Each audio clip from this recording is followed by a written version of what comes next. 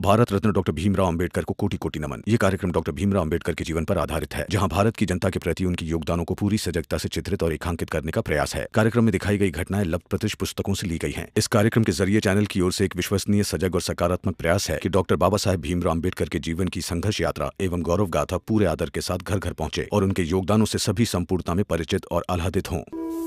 बेटा, तुमने अच्छा काम किया कि सारे लोगों को समूह में बांट दिया। आनंद, बाला, करुणा, लक्ष्मी, ये सब एक तरफ और दूसरी तरफ बाकी लोग आंदोलन कर रहे हैं। तुम्हें एक बात का विशेष ध्यान देना होगा, अपने समूह का हर सदस्य ढंग से खाता पीता रहे, बाकी कुछ नहीं। जी बाबा, मैं ध्यान दूंगा। भीम भैया, भीम भैया।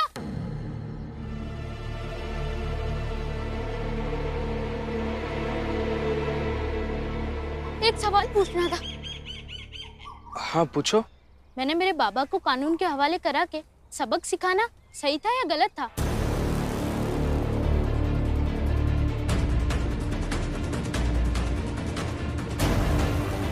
सही किया। तो मेरी आई मुझे दोषी मान रही है, वो सही है या गलत? दीपक, तुम्हारे इस सवाल का जवाब सही या गलत में नहीं दिया जा सकता है। फिर? देखो बेटा, कानून की बात करें तो तुम्हारे बाबा अच्छे इंसान है या बुरे इंसान, ये थोड़ा सा बगल में रखो। फिलहाल उसने तुम्हें धमकी दी, सोचा कि वो तुम्हारे आई को मार देगा, और सोचना कोई अपराध नहीं है। और उनके बारे में पुलिस थाने में जाकर कानून को बताना, ये भी गलत बात नहीं है। तुम्हारी आई का दुखी होना जायज है दीपक, और कोर्ट की सुनवाई में शायद तुम्हारे बाबा छूट भी जाएंगे, लेकिन मुझे ऐसा लगता है कि ये विकल्प भी बुरा नहीं है। थाने जाकर दरोगा जी से बात करो, हो सकता है तुम्हारे बाबा को जेल से रिहा कर दिया जाए। हाँ तो छूट जाए, मैं नहीं जाने वाला कुछ कहने। मेरी आई को अगर लगता है कि मैं दोषी हूँ तो लगे। नहीं दीपक, मुझे ऐसा लगता है कि तुम्हें पुलिस थाने जाकर अपने बाबा को घर वापस ले आना चाहिए। इससे यह साबित होगा कि गलत करने पर तुम अपने बाबा को सबक सिखाने के लिए पुलिस थाने भेज भी सकते हो, और वो बाबा है इस नाते उन्हें सबक सिखाकर पुलिस थाने से घर वापस भी ले आ सकते हो। इससे तुम्हारा कद बड़ा होगा और तुम न्यायप्रिय लगोगे।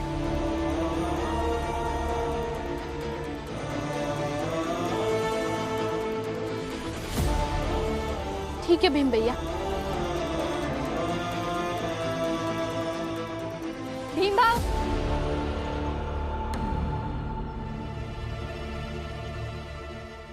क्या हुआ भाभी? वो मैं पानी लेने गई थी और जब मैं लौट कर आई तो देखा बाला भैया, करुणा दीदी और वो तीनों बहुत बुरी हालत में है। क्या हुआ उन्हें?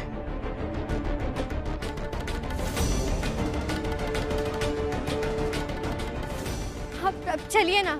चलो।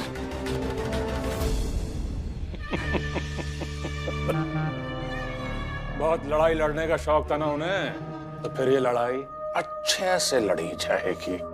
और वैसे भी जितने हमारे पास उपाय हैं उन्हें रोकने के, उतने तो उनके पास लोग भी नहीं हैं।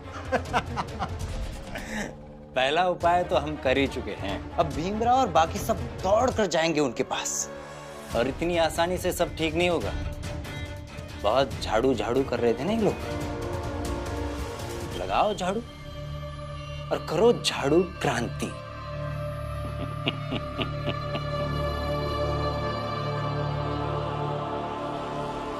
आनंद, तुम ठीक हो? बाला भैया, बाला भैया, क्या हुआ? क्या दिखाइए। वो आगे चल रही है, बहुत दर्द है।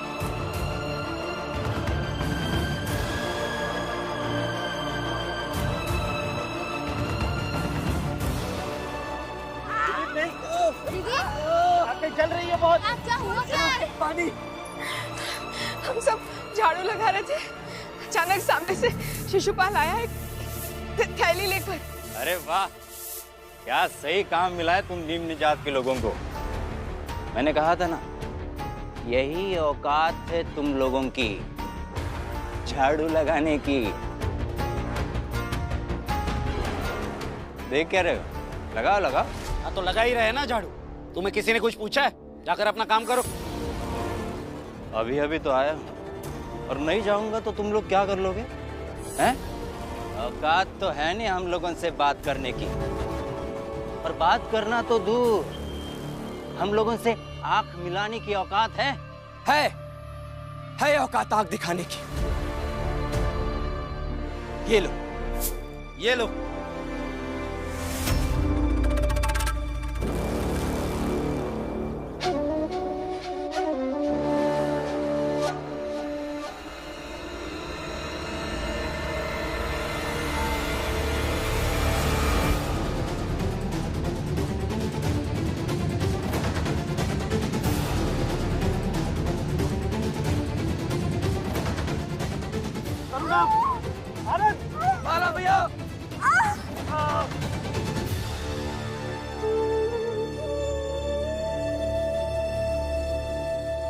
भैया भैया आप चिंता मत कीजिए, कुछ नहीं होगा आपको। वो चल रहे भी। हाँ हाँ बाबा इन सबको डॉक्टर के पास ले चलते हैं। चलिए उठिए आप। इतनी भी क्या जल्दी है?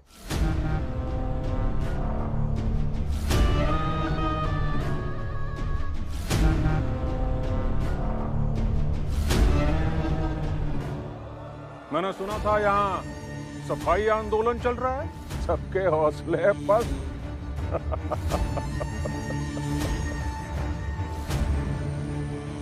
कान खोल कर सुन लो साहब, अभी भी बहुत सा मिर्च पाउडर है हमारे पास। और जितनी संख्या में है ना हम अभी, अगर हम चाहें तो तुम में से एक एक को पकड़ पकड़ कर तुम सबकी आंखों में मुट्ठी मुट्ठी भर मिर्ची झोंक सकते हैं। और तुम सबकी हालत ये आनंद, बाला और करुणा जैसी हो जाएगी।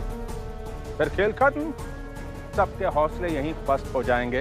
इसीलिए प्यार से समझा रहा हूं, तुम्हारे इस झाड़ू आंदोलन का अंत हमारे इस मिर्च पाउडर से होगा। भीम, ये लोग तो कहते रहेंगे, हम इन्हें अस्पताल ले चलते। चल बेटा। नहीं बाबा, नहीं, मैं अस्पताल नहीं जाऊंगा, चाहे कुछ भी हो जाए। भैया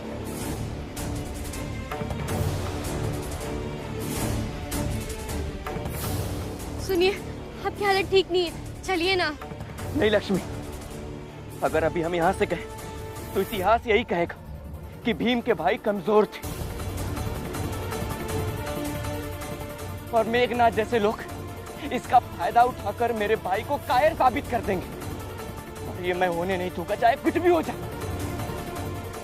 हाँ भीम, हम नहीं जाएंगे अस्पताल। हाँ, हम नहीं जाएंगे अस्पताल। अच्छा तो करो, फिर करो जो करना है। पर याद रखना, अगर तुमने अपना यह अभियान नहीं रोका तो तुम्हारे इन समर्थकों के साथ साथ जहां जहां भी तुम्हारे समर्थक दिखेंगे जो इस झाड़ू क्रांति में भाग लेने वाले हैं, उन सब की आंखों में मिर्ची झोंक देंगे हम। जो करना है करो, फिर भी ये मुहिम ऐसे ही चलती रहेगी। ए बाला, कम बोल। खड़े होके 2 कदम चलने की औकात नहीं है तेरी। बड़ी बड़ी बातें कर रहा है, ये मुहिम चलती रहेगी।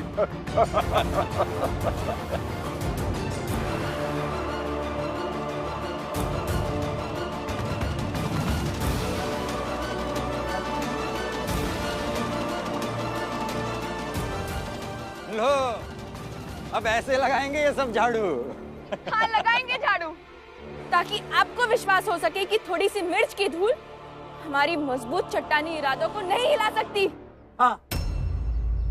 अच्छा, बहुत बड़ी बड़ी बातें निकल रही हैं सबके मुंह से। चलो फिर देख ही लेते हैं कि कहां तक चल पाते हो तुम सब। चल लेंगे, बस शर्त लगाओ कि अगर हम चल लिए तो आज के बाद कभी भी किसी दूसरों की आंखों में मिर्च नहीं झोंकोगी। बताओ।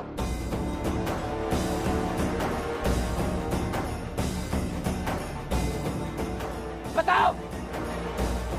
चल लेंगे मतलब क्या? अगर 1 मील तक ऐसे ही चल लोगे तो ये नहीं करेंगे। 1 मील? भैया आप इनकी बातों पर ध्यान मत दीजिए, ये सब बातों में उलझा रहे हैं। देखिए आपके आंख का सवाल है, डॉक्टर के पास जाना जरूरी है। उठिए उठिए आनंद भैया। नहीं भीम, इस वक्त डॉक्टर के पास जाने से ज्यादा जरूरी है हमारा 1 मील चलना। इस मुहिम का सफल होना ज्यादा जरूरी है भीम। बाबा आनंद, करुणा, उठाओ झाड़ू। मैं देता हूँ भैया। नहीं भीमराव, बिना तुम्हारी मदद के इन तीनों को खुद से करना होगा ये सब।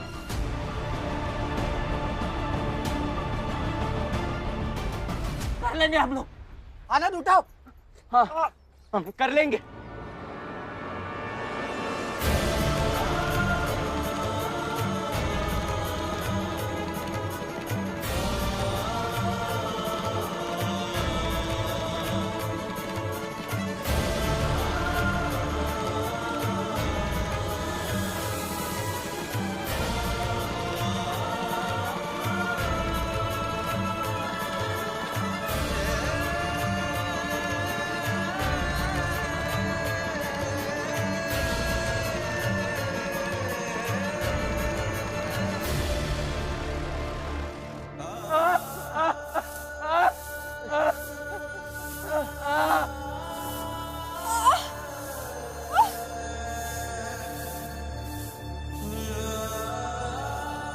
रुको रुको,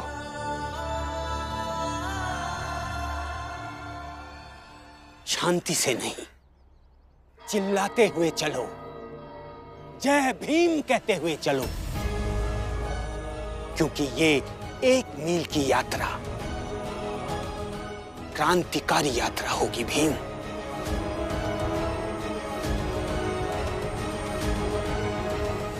हाँ, जय भीम, जय भीम, जय भीम, जय भीम, जय भीम, जय भीम, जय भीम, जय भीम, जय भीम, जय भीम, जय भीम, जय भीम, जय भीम, जय भीम, जय भीम, जय भीम। रुकिए रुकिए रुकिए आनंद भैया। आज जय भीम नहीं, जय स्वाभिमान का नारा बुलंद करेंगे। इस 1 मील के बीच जय स्वाभिमान का इस तरह से उद्घोष करेंगे कि ये पल, ये शहर, ये इतिहास हमें याद रखेंगे। जय स्वाभिमान, जय स्वाभिमान, जय स्वाभिमान, जय स्वाभिमान, जय स्वाभिमान, जय स्वाभिमान, जय स्वाभिमान, जय स्वाभिमान, जय स्वाभिमान, जय स्वाभिमान, जय स्वाभिमान, जय स्वाभिमान, जय स्वाभिमान, जय स्वाभिमान, जय स्वाभिमान, जय स्वाभिमान, जय स्वाभिमान। जय स्वाभिमान। जल में बसे कमोदनी,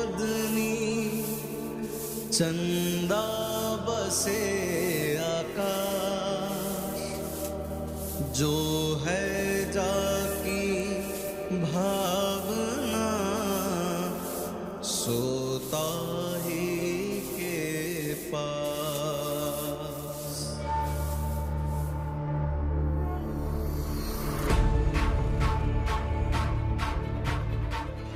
चलो चलकर देखते हैं कहां तक जाते हैं ये सब।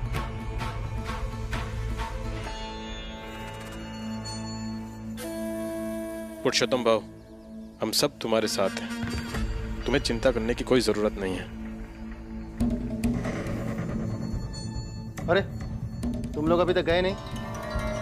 बहुत देर हो गई है, जाओ अब। बस अब जा ही रहे हैं। पुरुषोत्तम, अभी हम लोग जा रहे हैं और प्रतिदिन हम आएंगे जब तक तुम छूट करके चाल वापस ना आ जाओ। हाँ। और हमरे सिवा आने वाला है भी कौन? हाँ। न तो एकरे बेटवा को चिंता है, ना एकरी बीवी को चिंता है, और ना ही वो भीमराव का चिंता है। चिंता है सबको।